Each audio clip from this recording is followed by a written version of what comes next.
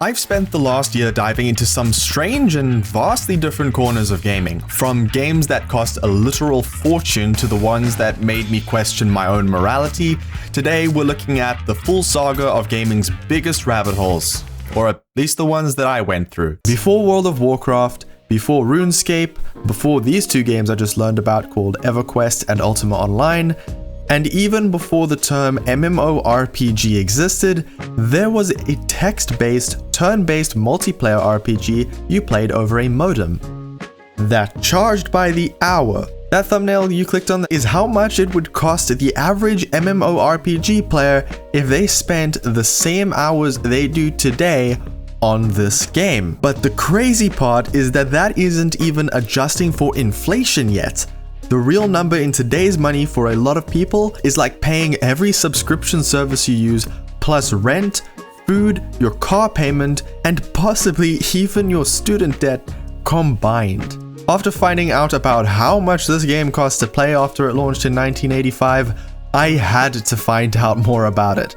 So from its earliest prototype to the moment EA came out and pulled the plug, here is what I've learned about the Island of Kesmai game. Back in 1980, two guys at the University of Virginia, John Taylor and Kelton Finn, started messing around with a little project called Dungeons of Kesmai. It was written in BASIC, which is an old programming language. Dungeons of Kesmai basically looks like the command prompt tool on Windows, and so John and Kelton used the symbols on the keyboard in really creative ways to make the maps and dungeon levels. For example, this is what a forest was, this was a mountain, this was water you can't touch, this is a door, fire, and a wall. Players could talk through in-game chats and used multiple choice selections to pick from options of what they wanted to do, whether it was to buy a sword or talk to an NPC. John and Kelton loved the game, and realizing that they might be onto something, decided to take it a bit more seriously, so they start a company, Kesmai, which they pulled out of a random hat to name this game by the way, and tried to bring their project to life. To make this game work over very long distances, they went to CompuServe, which was an early quote-unquote online service provider, meaning they connected computers to a server over dial-up, but not through the internet, because the internet as we know it only became a thing in about 1983. There was just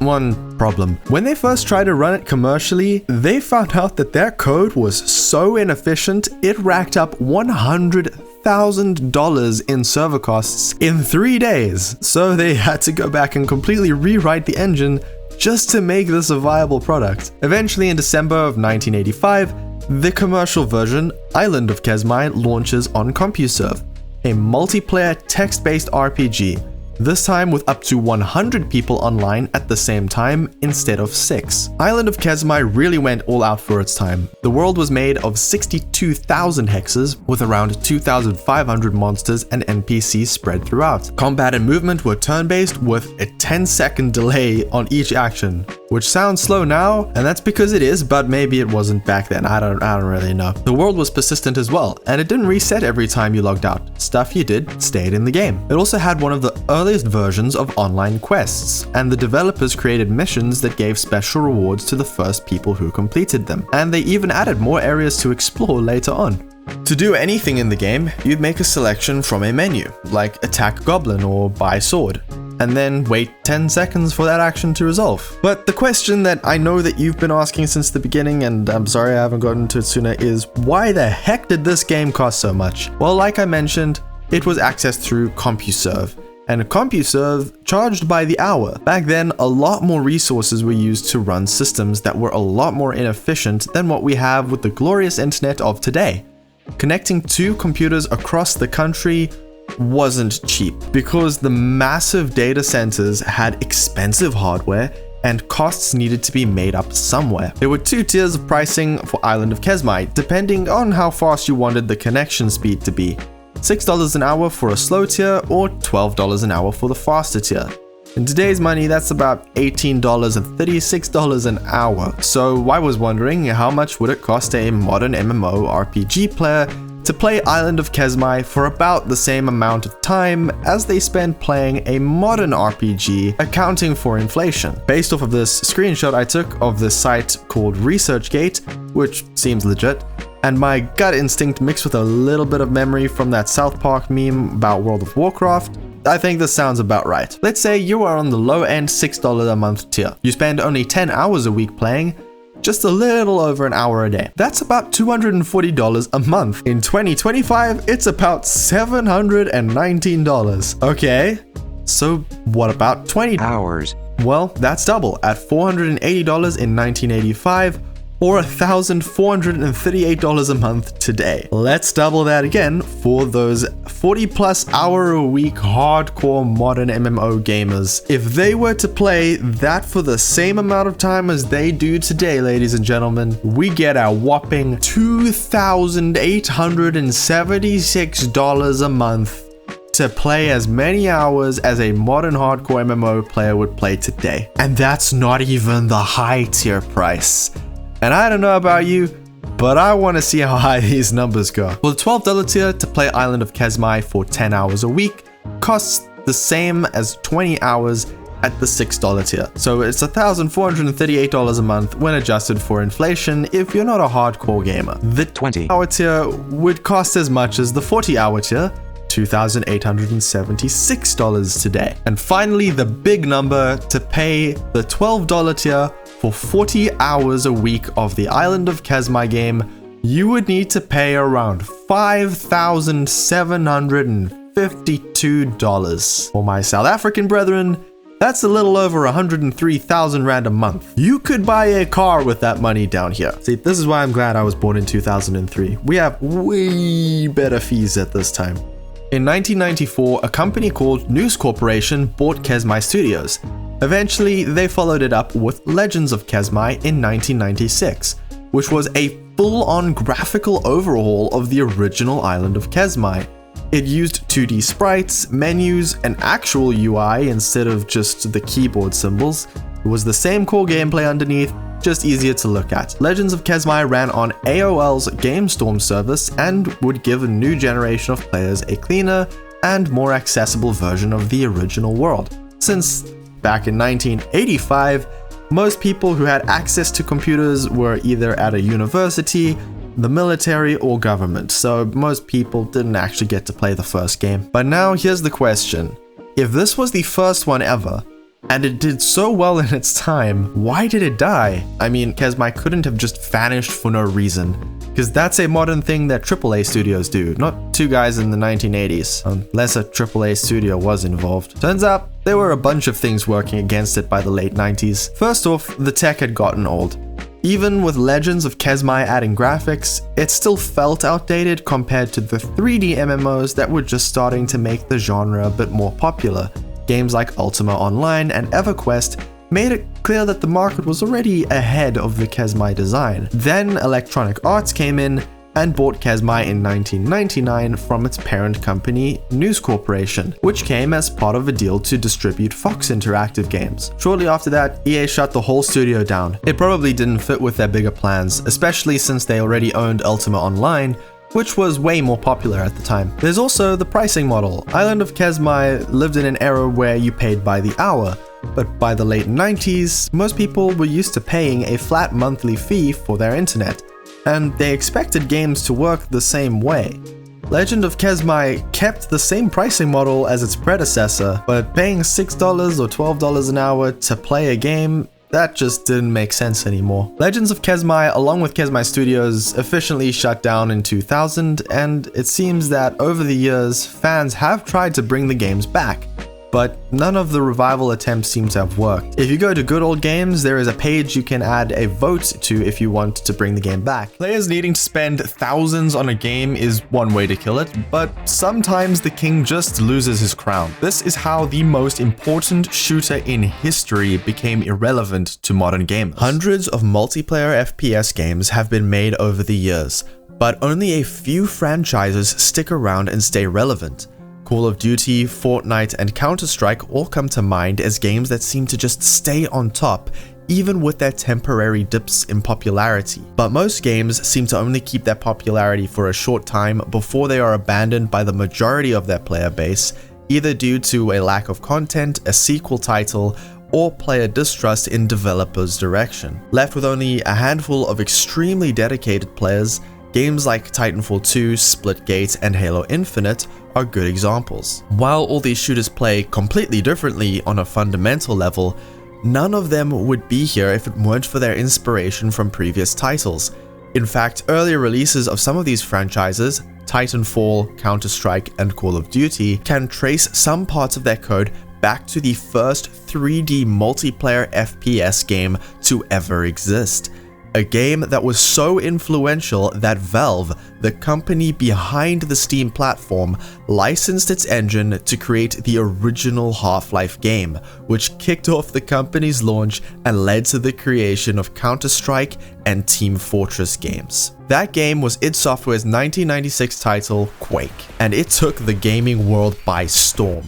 Developed by id Software, the team behind the Doom and Wolfenstein franchises, Quake was id Software's first jump into a true 3D title, and they took what they had learned making 2.5D shooters and implemented it into the world's first 3D FPS. Quake caught on fast and focused mainly on its single-player experience and creative new ways of designing levels with verticality and physics-based enemies and projectiles. The Lovecraftian theme and the eerie music from the band Nine Inch Nails set it apart from Doom in mood and separated the vibe of the games completely. While Doom had metal music that made you feel strong and powerful like you were an action hero from an 80s film, Quake made you feel chills. It made you feel uncomfortable and like unnatural things were happening, which completely changed the way that you felt playing the game. The multiplayer was just as good and became the main attraction for the game amongst players. Deathmatch was the most popular mode amongst the majority of the player base, and Duel being the most influential, especially in later titles. Players quickly figured out bugs in the game that completely changed movement. Bunny hopping and air strafing were used to navigate maps faster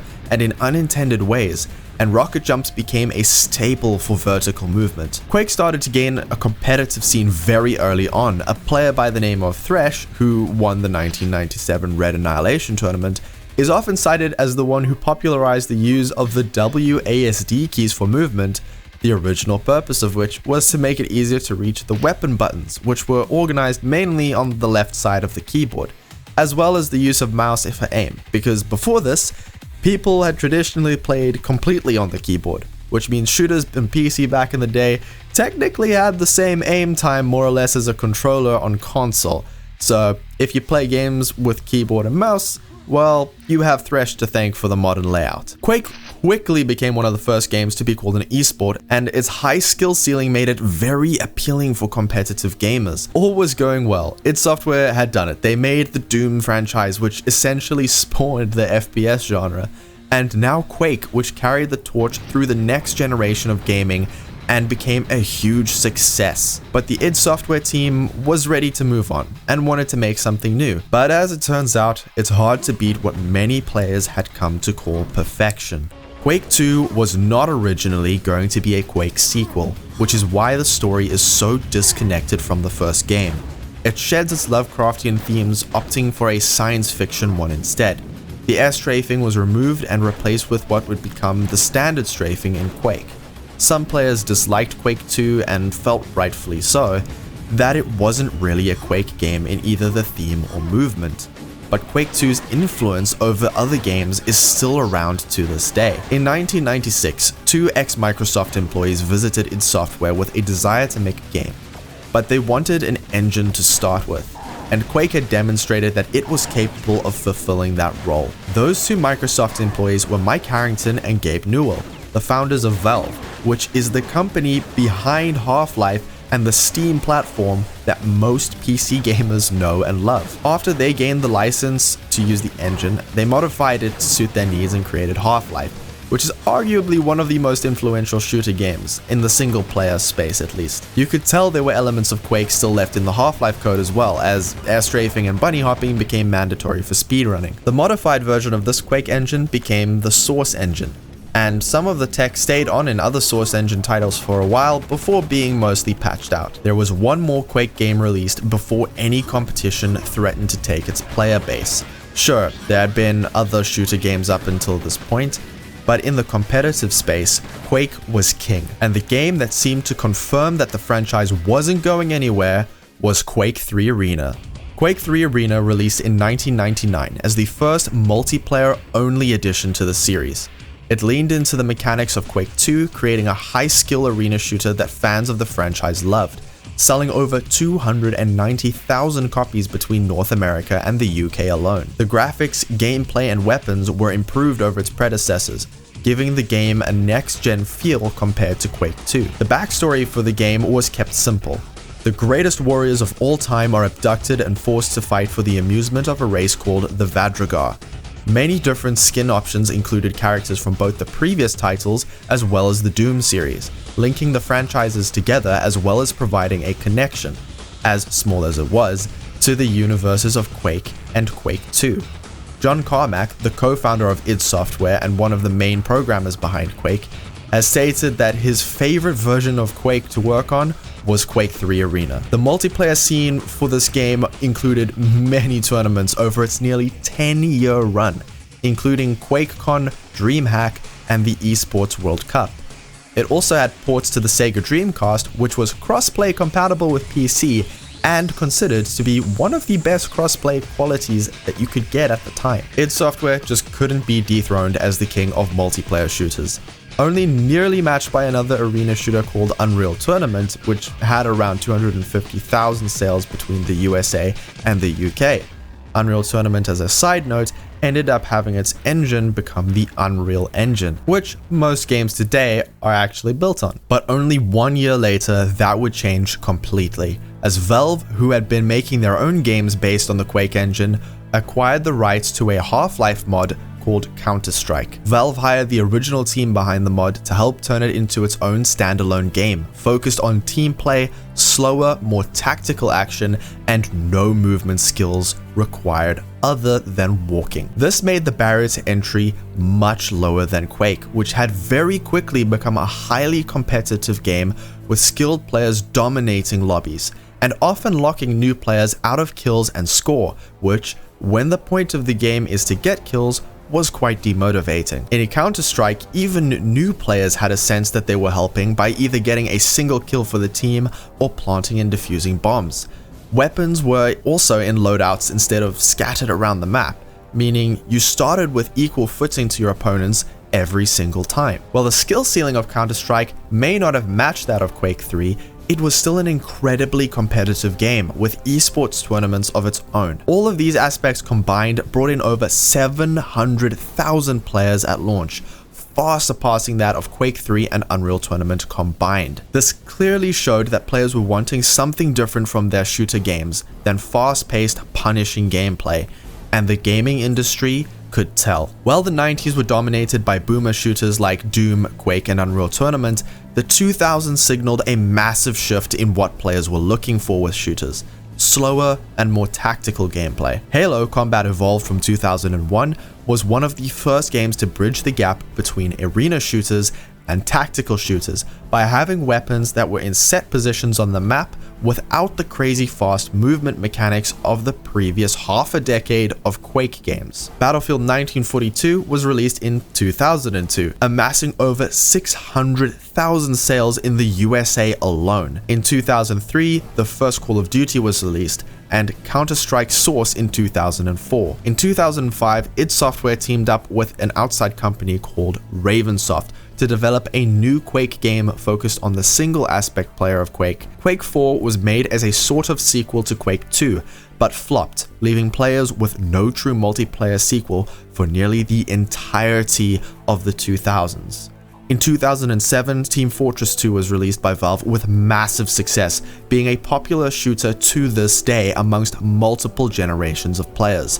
Call of Duty 4 Modern Warfare was also released that same year, and by 2008 had sold over 7 million copies. By the late 2000s, FPS games had completely shifted. You weren't practicing perfect map knowledge, you just needed to be familiar with maps. You were unlocking attachments, grinding ranks, or filling a team role. You didn't have to learn movement tech, you just had to queue up and play. But id Software was cooking up something behind the scenes. They weren't done with the Quake franchise just yet. Quake Live was originally announced in 2007 at QuakeCon under the name Quake Zero, a free browser-based version of Quake 3 Arena. and after being renamed Quake Live due to domain squatting, a practice of buying a domain with the copyrighted content of an existing company in hopes that the company buys it for overly high prices. Quake Live entered into open beta in early 2009, and the response was quite literally overwhelming. In just 6 hours after the open beta launch, more than 113,000 players signed up, flooding the servers and forcing id Software to add login queues to keep the system from crashing. It was proof that there was still a serious demand for multiplayer Quake. People still wanted that old school skill-based movement-heavy FPS. However, most of the FPS world still preferred the slower, more accessible shooters.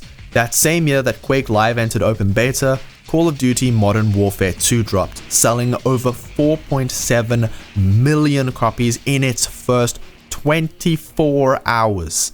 Halo 3 ODST also launched that same year and sold over 2.5 million copies in its first 2 weeks of launch. But competition wasn't Quake Live's only problem during its cycle. Monetization proved to be a struggle for id Software with their new title. While they definitely deserve points for trying new ideas out, those ideas proved to be unpopular at the time. The original idea on release was to fund the game through in-game and website-based ads, which is why the game ran in a web browser.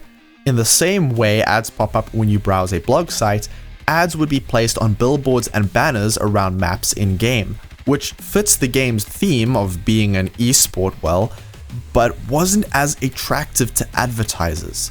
As John Carmack later admitted, the in-game advertising stuff has not been big business. That's not going to be able to carry the project. By 2012, id Software launched both a premium and pro subscription model for extra features like private matches and stat tracking, which seems to have worked while it was implemented. Eventually, the browser version was dropped entirely in 2013 due to changes in how browsers handled plugins, and the game was repackaged into a standalone client, which led to the unfortunate cutting off of support for the Mac and Linux users entirely. In 2014, the game was overhauled with some controversial changes meant to appeal to new players. Loadouts in certain game modes, a continuous bunny hop setting which allowed players to bunny hop without learning the skill, and simplified item control and timing. This divided the player base quite a bit, with Quake purists not wanting any changes to be made to what they felt was the perfect multiplayer shooter, insulting, trash-talking, and blaming new players, often using their favorite label, the modern gamer, which they claimed to have a short attention span or need fast, immediate reward for playing a game. This is a trend that has continued with the small community of Quake purists, especially Quake Live purists, to this day. In 2015, id Software moved Quake Live to Steam and implemented the Steamworks API, a process which required a wipe of all player stats that players had been paying monthly or yearly premiums to track. Monetization was also changed with the removal of free-to-play and subscriptions in favor of a $10 once-off cost. According to SteamDB, this period had the highest player count ever for Quake Live on the Steam platform, at just over 6,000 concurrent players, considerably lower than the over 100,000 player accounts made in under 6 hours during the open beta just 5 years before. Despite a strong launch, Quake Live was never able to grow beyond its niche. Not because the gameplay wasn't good. In fact, it is still widely considered to be one of the best versions of Quake to ever be released. Rather, it wasn't able to grow because it wasn't the only option for an enjoyable competitive FPS game anymore. And to be honest, Quake as a franchise hadn't been since the mid-late 90s either. Most FPS players after the 90s didn't want that fast-paced and punishing gameplay that makes Quake the game that it is. But it wasn't willing to give up on Quake just yet, and in 2016, after the great success of their first addition to the reboot of the Doom franchise, Doom 2016, id Software announced their next big game, Quake Champions. This immediately brought back both hype and controversy for the franchise. While every Quake player was excited that the franchise was being revisited with its first true sequel since Quake 4, and its first true multiplayer sequel since Quake 3 Arena almost 17 years earlier, the addition of champions with different abilities, speeds, and health amounts was concerning to hardcore players who who felt that it would unbalance the game. But possibly the most concerning change was the news that Quake Champions wouldn't be using id Tech 6, which is what Doom ran on. Because Quake Champions was in development before id Tech 6 was finished, and so instead Bethesda made id work on the sequel to Doom 2016, which was Doom Eternal, and had a small group of id employees work with the Russian branch of Saber Interactive. This was smelling like it would potentially be a Quake 4 situation all over again, where an outside company without the original Quake vision would harm the game's success. Quake Champions launched in closed access in April of 2017 on Bethesda's launcher with a cost of $30 USD to play, and entered early access on Steam in August of the same year. There was a heavy emphasis on the esports aspect of Quake. Doom was handling the single player side and slaying it, so Quake Champions was going to stick with what it did well: fast-paced multiplayer esports action. The Quake Pro League had some of the greatest esports that I have ever personally seen. Even with the addition of champions for most players, it still felt like Quake. Item timing, fast movement, and weapons that you have to pick up off the map, all of that was there, but the player base for Quake Champions has dwindled a lot over the last 8 years since its release. The highest player count ever got on Steam was just over 17,000 players. Even with massive marketing budgets that went towards getting players like Dr. Disrespect and Shroud to play the game, the lack of a tutorial or any way of learning how to play an FPS title that was so fundamentally different from the slower paced and more popular games of the time led to content creators only playing the game as much as their contracts required them to, unable to understand what the game was trying to tell them to do. Aside from the lack of interest from most content creators and professional gamers, the immense amount of bugs and performance issues with the game kept players bleeding out.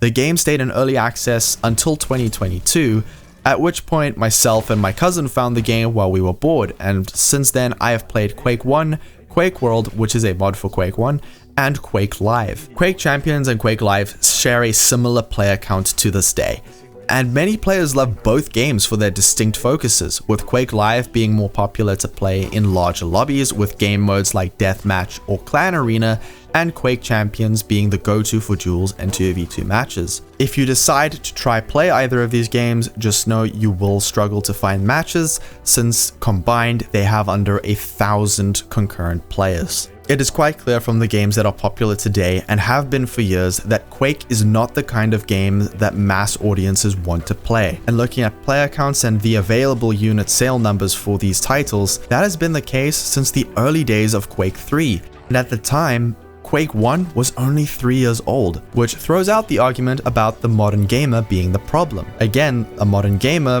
being referred to by the Quake purists as a type of player that is often described as a younger audience with a short attention span who aren't able or willing to sit and learn the game for months before they have fun. Based on what I've learned making this video and compiling all the information and data I could find, Quake was simply the first 3D first-person shooter. Not the one that the majority of FPS players wanted, simply the first. And even though gamers and the FPS genre as a whole moved on from the franchise and the arena shooter genre the moment that they had a chance, it doesn't change the fact that without Quake, FPS would never have been what it is to this day, and I would never have been able to enjoy what is now possibly the greatest game franchise I've ever played. It's one thing to look back at the history of Quake from a distance, but it's another to actually jump into the oldest 3D FPS franchise as a zoomer. But that's exactly what I did. I was born in the year 2003, so for anyone born before 1997, sorry for that, I guess. A zoomer is somebody born between 1997 and 2012. Now, being born in 2003 and growing up with considerably less than bleeding edge hardware, I have been playing games from the 90s since I was able to pick up a PS1 controller, so I've had a very different background with games to many of my peers. But let's fast forward to 2020. Like most gamers mid-pandemic, my cousin Whitey and I were both bored out of our freaking minds trying to find something new and interesting to play. So like any dirt cheap Steam user at the time, I went through an unnatural amount of free games between 2020 and 2022. And being the good friend that I am, I also forced Whitey to play all of them with me, even if it looked completely terrible. I discovered many great games that I will probably never play again ever, like FPS chess and Kaboom. As I was trying out all of these free games, I realized that FPS really is the genre of game that I tend to gravitate towards the most. And I stumbled across a game that called itself a champion-based arena shooter. Champion-based I'd heard of, arena shooter I had no clue what that was. And the trailer on the Steam page absolutely blew my mind when I watched it. Well, I mean, technically everyone in the trailer's mind was blown out of their heads, but somehow I was figuratively blown away by that. Initially, Whitey wasn't keen on playing it with me, but somehow between boredom and probably my constant nagging as well, though I'm a bit fuzzy on the details, I convinced him to download the game with me. We were completely unaware at the time, but Quake Champions ended up being a game that we have almost constantly played to this day. This year was actually the first year where we stopped and took a break from it for a while. After booting up the game, signing in and trying out the 1v1 game mode, which admittedly we were quite clumsy at because neither of us had ever played a lot of shooter games at the time and neither of us had ever played movement shooters at this point. This was before my Titanfall 2 days. But the insane weapons, the Lovecraftian theme and the strange movement with that unique gameplay that just comes from messing around as well in private lobbies, I guess, was fun enough to get us just totally hooked on the game. Like I was telling you. You just come back here, you. No, you stay away. So for the next years straight, we played this game almost exclusively, and also exclusively with just the two of us. For me, it was mostly because I could never find matches online. I tried getting friends to play it, but Quake Champions is a brutal game to play, even if your opponent is only 1% better than you. And even though Whitey and I tried our best at the time to teach them duels, which was the only game mode that we were playing at the time, none of our friends ever really enjoyed it the same way as we did. The two of us enjoyed two completely different aspects of the game too. I have a, shall we say, aggressive playstyle. I like to bull rush in and get close and personal. That doesn't really work by itself, but more on that in a bit. Whitey comes from an RTS background, or real-time strategy for those unfamiliar with the eldritch speech that just came out of my mouth. His childhood game was StarCraft, which he still plays in streams. He recently started playing it in small tournaments too. But RTS has certain requirements. A ton of concentration, map knowledge, anticipation, planning your opponent's next move, even when you can't see them, controlling resources and multitasking. These are all skills that Whitey was already equipped with that I just did not have whatsoever. Which meant for that the entirety of the next year I lost 97.97% of the time, and boy did I used to feel awful about it. Ooh. Showstopper. Thank you. That's what I wanted. Just one more, and with the shotgun. GG's. It was last kill. It was. That means So I you win. win. Exactly. And yet somehow, even though losing sucked, and I hated that I was losing 1 to 20 all the time, every single match, I kept playing the game. There were some challenges in learning to play Quake, and I think the biggest one was restraining myself from charging in blindly all the time. The other one was aim, and boy, my aim was terrible at the time. For an entire year, I couldn't get these concepts through my head. Even with all of Whitey's tips, in the heat of the moment, all my decision-making skills always just decided that now was the time to pack the bags and go get some milk. And, you know, not gonna lie, after a year of this, you feel pretty terrible about your skill. And remember, it was just me and Whitey playing at the time, which meant that I was always playing against someone who knew my every move and tendency, and had known this for pretty much our whole lives because the two of us have just been playing games since we were little. There was no variation in playstyle and no one else to learn from. Whitey found and introduced me to the Quake World Championship, which I don't think most people know about, so if you're unfamiliar, definitely check out the videos from it on YouTube. Or don't, I mean, I'm not your mom, but she probably will tell you to go and watch it. They are casted matches with players around the world playing one of the world's hardest and oldest FPS franchises, and every moment is edge of your seat action. After watching one of the games with YT over Discord, I was feeling pumped. I don't know why or how, and I don't remember who was playing, but somehow that match that we watched gave me an adrenaline and focus level that I haven't had since. We booted up the game for like the zillionth time that week and jumped into a duel. Again, I don't know what happened that day, but somehow I played pro. And I could see every decision YT was going to make before he made it. I had control of the mega health and the heavy armor that periodically respawn on the map, and I was hitting the vast majority of my shots. And after absolutely destroying YT in that match, things went straight back to the way that they were before. Making bad choices, charging in headfirst, losing every match 1-20, but I felt better. Now that I knew that this was possible, that I could beat YT, and that I could play well, I had to play well consistently. After that, YT and I joined a local South African Quake Discord.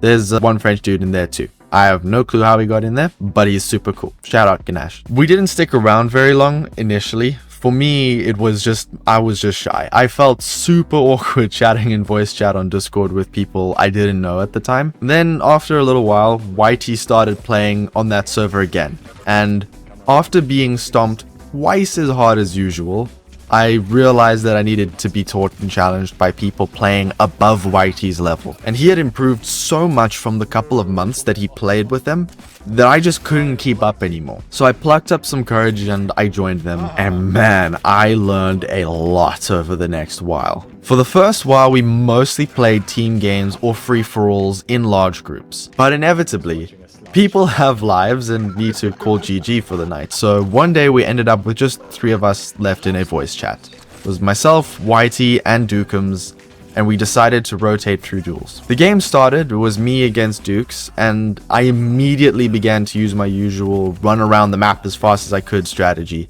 forgetting that you need to go get the mega health and the heavy items every 30 seconds. Dukums noticed this and immediately asked me why I was leaving items. When I told him I didn't know how to get the timings right, he just told me that he would leave the items and let me practice getting back to them every 30 seconds. And item timing is an important technique to keep track of when the 2 items spawn, the mega and heavy I mentioned earlier. When you collect one, you glance at the clock, add 30 seconds, and make sure to come back around just before your in-head timer is up. I didn't get this down until a year later, but slowly it started to become more natural to me, and nowadays I weirdly just seem to have developed an instinct for it without timing myself. But this is what my own experience with the Quake community has been so far. The game is brutal, and each mistake you make creates a mountain for you to climb to get back up to where you were. Oh, hello. No, whoa. Hang on.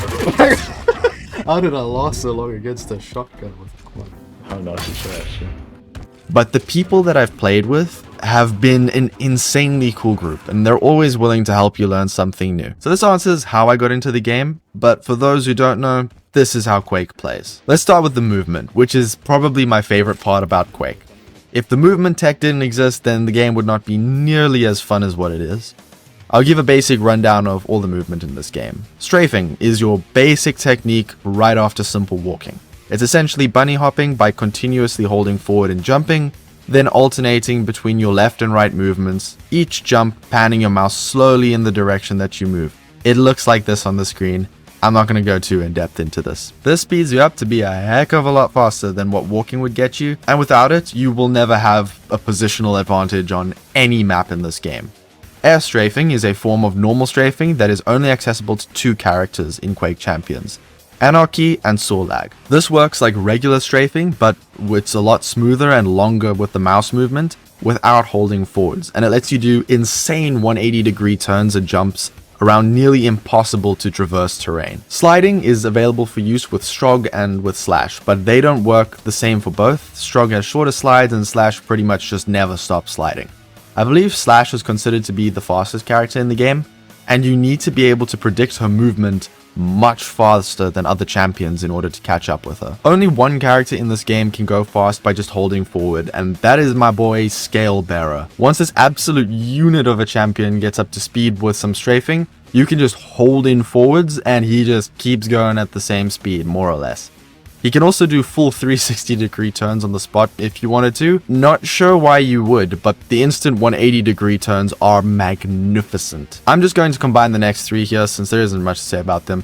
Nyx can do a double jump when she's against a wall or similar surface.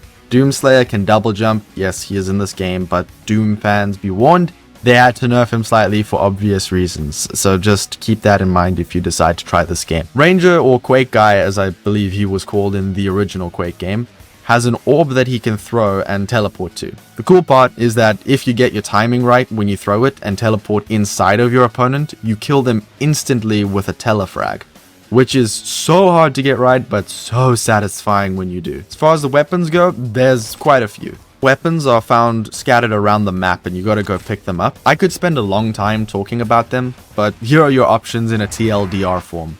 Gauntlet, starting machine gun, heavy machine gun, starting shotgun, super shotgun, starting nail gun, super nail gun, lightning gun, rocket launcher, railgun, and tri-bolt. There's a long list of game modes which I will show here on the screen because you probably would know what these are without me needing to explain how they work. Now the game also has resources which are pretty much just health, armor, and ammo, but there's different variations of them and they don't all work the same. The mega health is giant blue plus sign that gives you health boost past your health cap, and for most champions this doubles their base health straight up. It respawns every 30 seconds and is very crucial to keep your opponent from getting juiced up on this thing. The heavy armor is the same as the mega health except for its armor and green. That's pretty much it there. Don't let your opponents get this either. Protection and quad only spawn during team-based games. Well, you can 1v1 if you make a custom mode, but protection makes it so that you only take a third of the damage that you usually take, and quad quadruples the damage that you deal. So one shot will kill most people. Health bubbles and armor shards are mini versions of the heavy armor and the mega health, and they respawn every 15 seconds and are spread around the maps.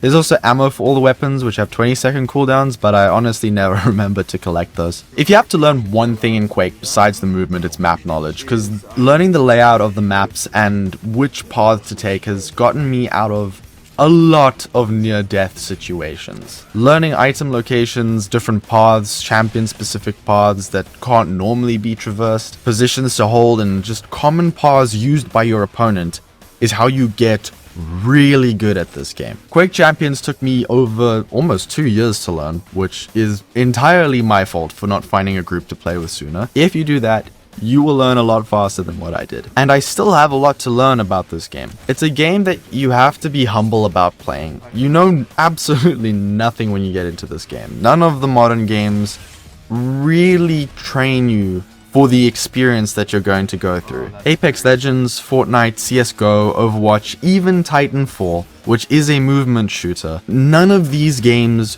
truly prepare you for the overall gameplay and feel of Quake Champions.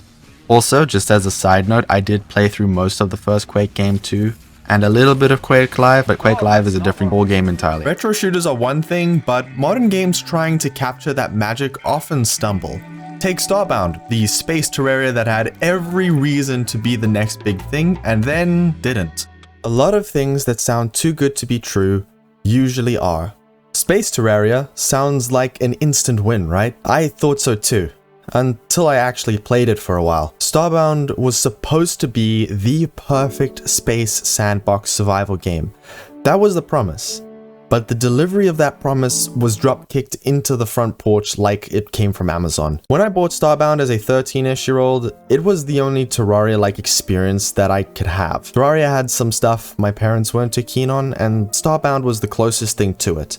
But hey, I was at the peak of my Star Wars kid phase, so seeing a viable alternative to a game that my friends were playing at the time that was also set in space sounded absolutely epic. The potential for Starbound was massive. Entire planets to explore with various biomes each, upgradable spaceships, a storyline to play through, and tons of lore to find. all promised me hours of fun and entertainment. And to its credit, it did deliver on the experience it promised, just not in the way I expected, because the promise that Starbound gave was only a half-truth. I remember seeing Starbound for the first time on Steam. I saw the building, crafting, and survival and instantly knew I would love it because, like most of the young population, Minecraft filled about 97.97% of my brain. Being able to build my own world was the main excitement for me at the time. On top of that, exploring different worlds sounded amazing. One moment you're in a frozen wasteland and the next you're dodging acid rain in an alien jungle. I had never played a game on the scale of an infinite universe before, so it was mind-blowing to my 13-ish-year-old brain. I mean, it was 2017, and other games like No Man's Sky weren't even on my radar until a couple of years ago. So this is the only game I knew of that provided the experience and that I could run. There was so much to like about it. I mean, you could augment yourself with different technologies that let you dash, teleport, or turn into Samus. You could become a real estate tycoon and maximize profit while decreasing costs, if you know what I mean. There were NPCs with quest lines, even awaiting a shipment of 20 Arceus crystals from the Arceus mining facility. Dungeons to crawl, space pirates to fight, creatures to farm, crews to hire, cultists to burn, mechs to pilot, moon ghosts to run from, what I called Arceus chickens to commit pest control on, and if I kept going, it would take up too much of your precious time, so suffice to say, there is a lot to do in Starbound. The greatest part, which is probably the reason I stuck with the game so long, is the multiplayer. If you have watched any of my other videos, you will probably know that my cousin and I have been playing games since we were able to pick up controllers without breaking them. YT Scene, spelled this way for some reason, bought Starbound at around the same time as me, and the fun times building together, clearing bosses, exploring, learning how to exploit one or two bugs in the game were what took up most of my limited gaming time for the next year or two. I was only allowed to game for 1 hour on a weekend as a kid, and for a long time, Starbound was all that I played. It was survival crafting, so it scratched my Minecraft itch. YT used to call me every single weekend to play a game, and Starbound was one of the few that the both of us had, besides Animal Jam, but we were kind of aging out of that one. Overall, the foundation of the game and its combat, building, and multiplayer was a fantastic experience. But as fun and great as Starbound was, there was always something about the game that just felt off. The tentacled elephant in the room is, unfortunately, the story. It kinda chokes the game's vibe a little for me. You wake up as a space cadet, it's your graduation day, and then boom, tentacle monster wrecks Earth, scatters humanity, and sends you fleeing into space in a junk ship with barely enough fuel to limp to the next system. After learning how to build and survive in the game, you end up going to an outpost, meeting Esther, a retired protectorate veteran, yada yada yada. She's been studying the ruin, which is what destroyed Earth. The ruin was once sealed away by the cultivator who brought balance to the universe, but it sacrificed itself to do this, and now you're the only one who can stop it. Yeah, it's another Chosen One storyline. If you play Starbound for the story, this might not bother you. The problem I have is that the apocalyptic threat of the ruin is supposed to be actively destroying planets, but if you decide to go and build a cute little mushroom palace for 100 hours instead, no consequences. The universe just politely waits for you to care, which completely throws out the entire vibe of the game. Now, I get why you'd still want to do the story. I mean, the bosses drop some pretty sweet loot after all. But to get to the boss, Esther sends you to collect gems that open the ruin's gateway, each guarded by a boss. So you probably would want to go and fight the boss and get the gem. Cool, but first go scan furniture. A lot of furniture. Every epic boss battle in Starbound starts with a 2-hour scavenge hunt through alien living rooms. That's the experience. This is very boring, in case that wasn't clear. The dungeons are great, and the bosses are fun, but the freaking detective stuff sure as heck isn't. Sure, it gets you to explore different worlds, but it could at least have been changed up a bit from time to time. Like, Maybe there's an informant that you have to save from cultists. There is a ruin cult in the game, so it could work. Or you need to retrieve a special item from a dungeon first, or gather materials to craft something important. But yeah, it's because of this that I haven't ever finished the story of Starbound. It's too boring for me and has an awkward, urgent, but not really feel to it. Now, there is a way to fix this, but I'll get to that in a second. I also never progressed very far in the game technology-wise. The furthest I ever got was making an EPG so that I could survive in space and on radioactive planets, which isn't very far into the tree so far as I can tell. Progression in Starbound is very disconnected from crafting and base building. The only incentive that you have to progress in the game is to further your base and technology. Now, you might think, well, yeah, it's a survival crafting game. That's how that works. And you're right, but the problem for me is the lack of connection and balance between exploration and progression. For example, Starbound has a hunger system, so of course you need to fix that issue and find a sustainable food source, which isn't that hard to do. Basic farming is an early game thing. But once you've got food sorted, you can ignore most crafting and base building.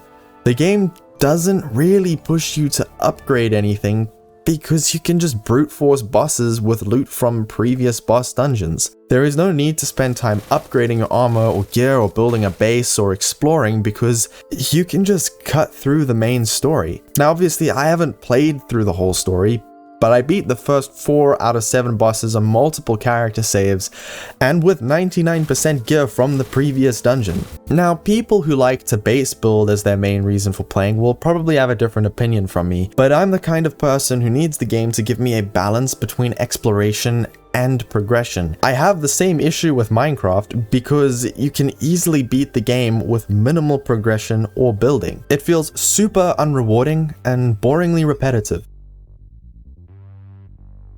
Now, at this point, I was about ready to write Starbound off as a game I just never fully get into. And then, I found Frackin' Universe. Frackin' Universe fixes everything. Progression is fixed. Exploration, it's fixed. Awkward Chosen One story, it's completely optional. It turns Starbound into the game it always should have been. The game that 13-year-old me thought he was buying. It does this by completely fixing the progression system, adding multiple different progression trees to the game that allow you to work towards higher level technologies, which allows you to complete research steps leading up to it with a clear idea of what you're working towards. To progress, you must explore, and when you are bored of exploring, you have tons more you can research, craft, and build from the things that you found. It makes crafting and building feel rewarding and connected instead of a third wheel, which is something I haven't had from a survival crafting game in a long time. The cycle and the ratio of exploration to progression are perfectly balanced by Frackin' Universe, and also very addictive. Now, Frackin' Universe doesn't remove the story entirely, but it does make it completely optional.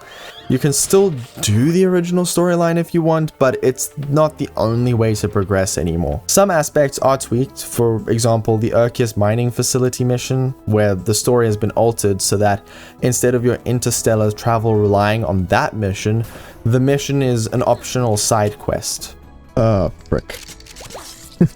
And a lot harder too. However, if you do want a version that keeps the main storyline as, you know, an essential part of the game, while also removing the boring scanning quests and making the bosses even harder, well, the modding community has it covered, because recently I saw there was a mod for that called Frackin' Universe Tweaked Story. It claims to merge the main story with Frackin' Universe and replaces the scanning quests with Frackin' Universe ones, bumping up the difficulty for these bosses so that you need to spend more time progressing in between. I just learned about this mod myself, and it might be worth a go at some point. I'm super grateful again to the community for maintaining and updating Frackin' Universe's overhaul. No more Chosen One nonsense, no more urgent world-ending threats that politely wait for you to scan chairs, just pure, rewarding, space fantasy survival. If you've ever tried Starbound but bounced off it after playing for a short while, maybe it's not the game itself, it's just how it was balanced. Or actually rather how it wasn't, I suppose. Now, I will acknowledge that some people just love the base game and the story for what it is, and I respect that. I actually envy you a little. I wish I could ignore this stuff and just enjoy it as is. These are all just my opinions about Starbound's overall experience. So far, these games have been things I play on flat screen, but I finally decided to step inside the world. And I quickly realized that in VR, the scariest thing isn't the monsters, it's me. This VR game used to terrify me straight up. Not because the game scared me, but because I terrified myself with the level of brutality that I was using on all of the NPCs that I fought. The only difference between back then and now is that I am desensitized to the absolute barbarity that I can and do dish out while playing Blade and Sorcery. I'd like to say that I have a little more finesse now at least, but then I discover something new to play with and realize I'm still just a caveman with a rock. Now, the fun in this game comes from being able to sword fight with enemies. Nothing wrong with good old sword fighting.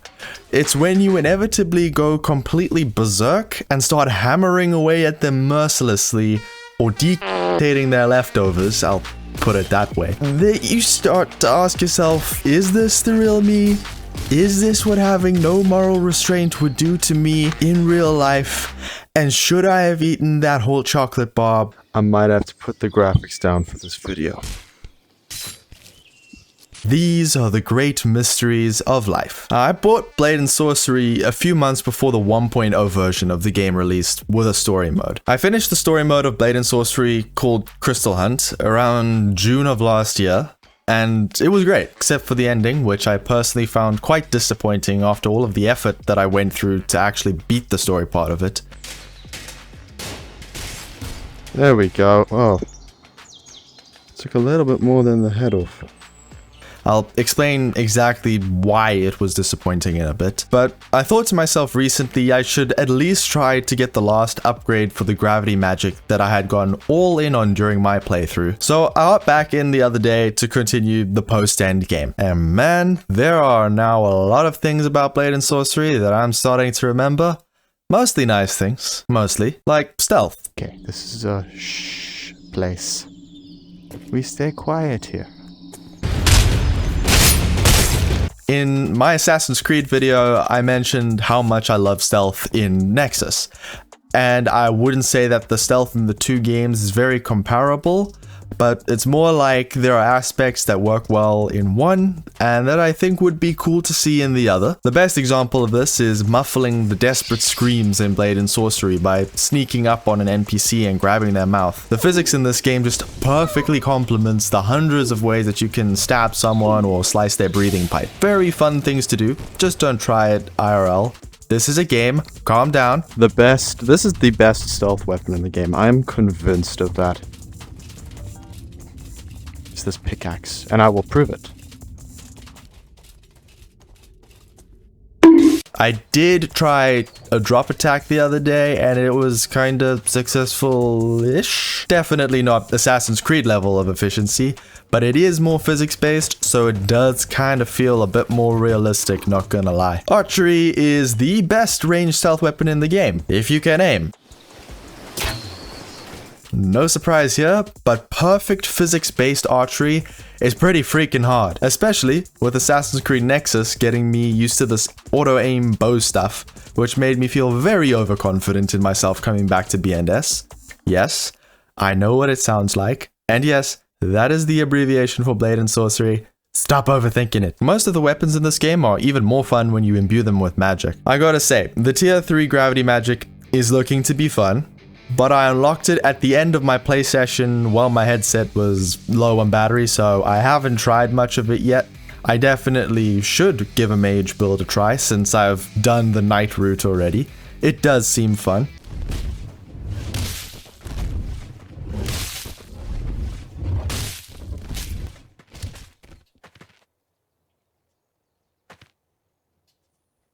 This is cool. And now that I have gravity magic up all the way, it also seems more doable. I could just restart, but then all the effort I put into this save file would just go to waste sitting on a dusty shelf in the back of Steam's cloud storage server. So I'ma just max out every weapon and magic ability I can on this save. The other awesome thing with magic is Hector. It has been a while. How ya been? Oh, I didn't leave you for that long. Come on, it's not that bad. You're overreacting. This golem dude... Golem? Nope, that is Lord of the Rings. This golem dude that you fight every time you need to get a magic crystal. That's why they call it Crystal Hunt. Right, the basics of Hector are, he is a big guy. You can climb all over him like a flea. He has different elemental powers, from lightning to fire. Don't think I've seen gravity yet though. He is very predictable and a bit repetitive after you've done a couple of his boss fights. And that kind of does make sense, I guess, since there's not much going on behind his face shield other than the crystal anyways. And the best part is, Hector is the first silent NPC. He doesn't say anything. He just makes low bass sounds. The Baron should honestly take some notes from him. Right, Baron. He's the game's shopkeeper with retired pirate vibes who's only got one hand. Welcome, traveler. What's up, dude? He was a lot of fun in the beginning of the playthrough, I would say.